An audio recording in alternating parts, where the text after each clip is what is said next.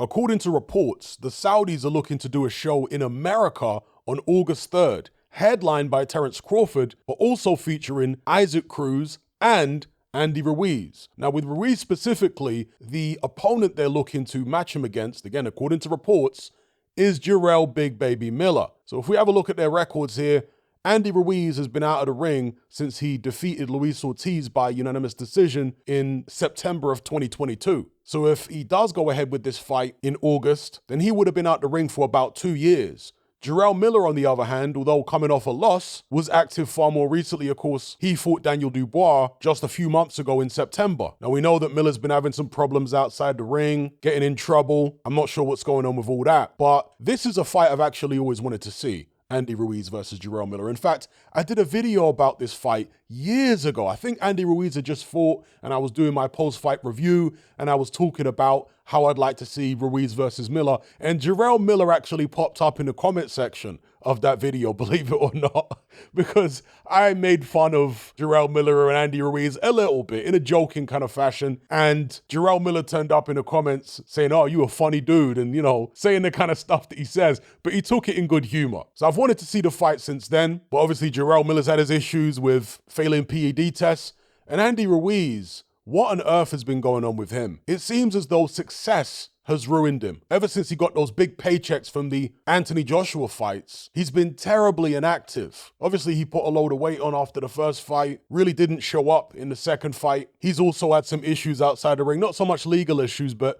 personal issues with his relationship and whatever. And he just comes across like one of these happy-go-lucky guys. He's always got a lot of friends around him and, you know, a lot going on in his social circle. And he just wanted to have fun with his friends forever, ever since he hit the lottery by beating Anthony Joshua. He beat AJ back in 2019. We're now in 2024, 5 years on, and Andy Ruiz has only had 2 fights in that time. I want to say Andy Ruiz could well be a wasted talent. You see, at least with Jarrell Miller, he got banned. He would have fought, but he was taking substances he shouldn't have been taking. But with Andy Ruiz, no, it was none of that, as far as we know anyway. I guess he just lost his love for the sport or something and got distracted by stuff away from boxing. So it is what it is. There you go. They're looking to match Andy Ruiz against Jarrell Miller on this card on August 3rd, headlined by Terence Crawford, Isaac Cruz on the undercard, but also, as I say, Ruiz against Miller. And if that fight does get made, how do you guys see it going? Do you think Andy Ruiz would do a similar job to Daniel Dubois? Do you think he'd do a better job? It's going to be interesting to see what kind of weight Jarrell Miller comes in at. If he's more serious now, if he steps his game up after that humiliating defeat to Daniel Dubois. Andy Ruiz has certainly got the faster hands. And I want to say, because of that speed, Andy Ruiz is probably the more damaging puncher as well.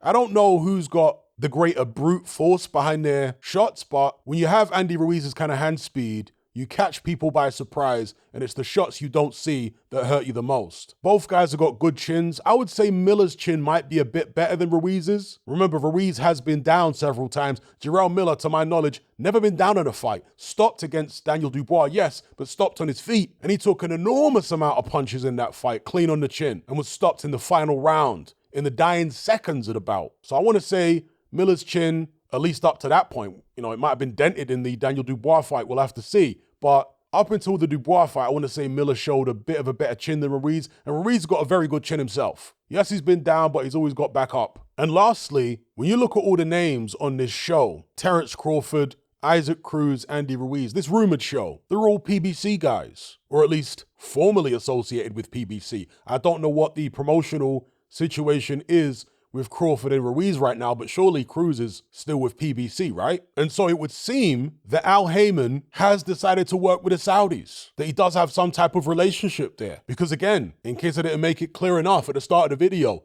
the Saudis are the ones promoting this show. That's what the rumor is. They're bankrolling it and they're promoting it under their promotional banner. Will it be in association with PBC? That remains to be seen. Anyway, let me know what you guys think about all this in the comment section below.